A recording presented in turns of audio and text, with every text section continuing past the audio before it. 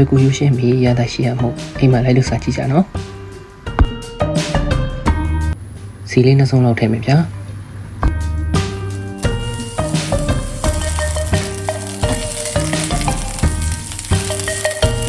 စစ်တုံးလေးတွေကိုကြောအနေနဲ့အဲ့လိုခြေပေးမယ်နော်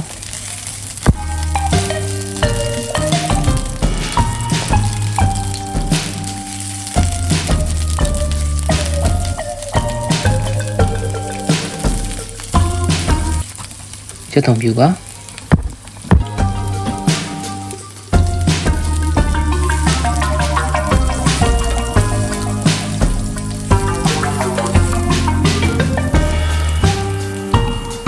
နွေးလေးကိုကျွန်တော်များများလေးထည့်မယ်နော်အဲ့ဒါမှသူကအရောင်ဝါလေးနဲ့စားလို့ကောင်းတာပါ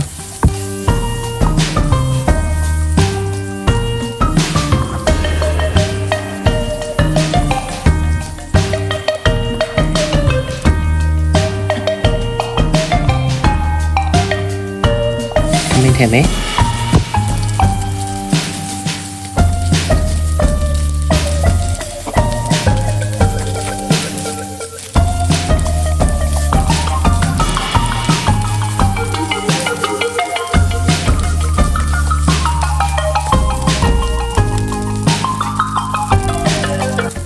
စားနဲ့ချုံပုံလေးကိုကိုစားကျွန်တော်ပုံစံလေးချိန်ပြီးထည့်ပါမယ်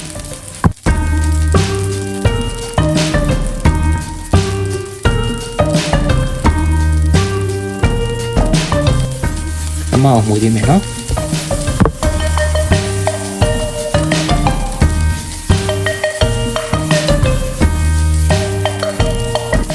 ကဲဘဲပြုတ်ကမထားရဘဲပြုတ်လေးထည့်မယ်ဗျာကျွန်တော်စီမှာတော့ရေခဲထားရဘဲပြုတ်ပဲရှိရဗျာကျွန်တော်တို့ပြည်စုံပဲလုပ်လေးကိုသုံးတာနော်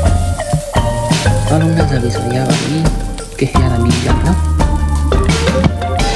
ဒီနည်းနည်းပေါ့လေဗျာ။အားကြောင့်စားနေချုံမလေးနည်းနည်းတက်တယ်နော်